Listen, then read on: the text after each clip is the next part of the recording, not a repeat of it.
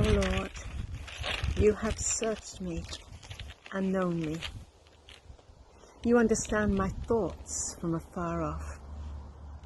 You comprehend my path and my lying down, and are acquainted with all my ways.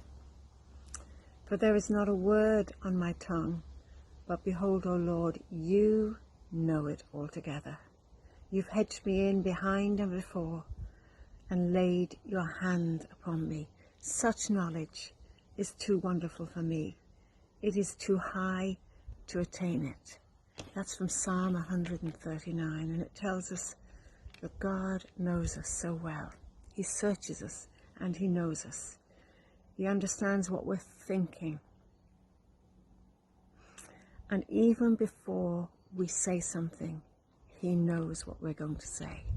Even while we're thinking about it and getting out our sentences, he knows. He knows us intimately.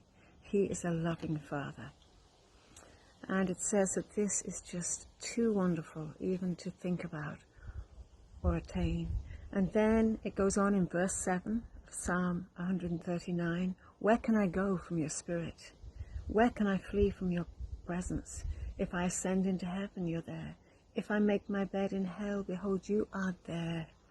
If I take the wings of the morning and dwell in the uttermost parts of the sea, even there your hand will lead me, and your right hand will hold me.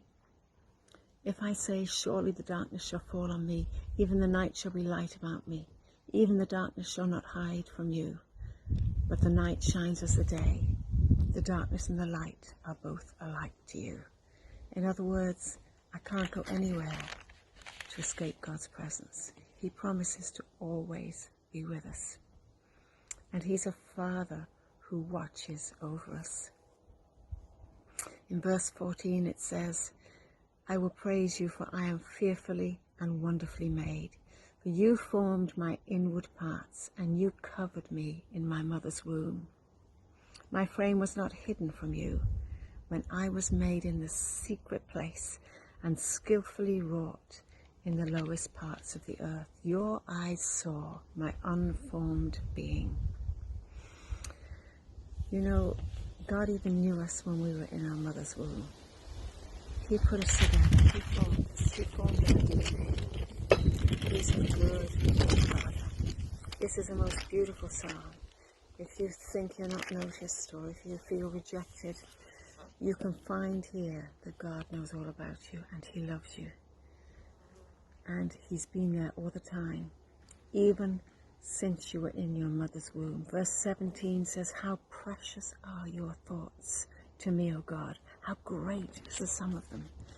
If I should count them, there would be more than the number of grains on the sand. When I wake, I'm still with you. So God's thoughts, they're even more numerous than the number of grains on the sand. I'm told that a handful of sand is 10,000 grains. I don't know if that's right or not. But God's thoughts are more numerous, constantly thinking for his children, for those he loved, for those he created. You know, as parents, our children are never far away from our thoughts. Well, he is the most wonderful Father, and you and I are always on his mind, constantly looking to bless us, to help us, to forgive us, to love us, to restore us, to strengthen us. So I encourage you, read Psalm 139 and it will lift your heart. I'm going to finish with 23 and 24, verse 23 and 24. It says, search me, O God, and know my heart. Try me and know my anxieties, and see if there is any wicked way in me, and lead me in the way everlasting. God comes and searches our hearts. He wants to free us from anxiety. He wants to free us from any unbelief, anything in our hearts that seems wicked to him, that is unbelief, that compromises, that is indifferent to him. He wants us to set us free from that so that we can walk with him and know his goodness and be the children of a Heavenly Father. So I bless you today. Have a great day, and don't forget, this is Psalm 139.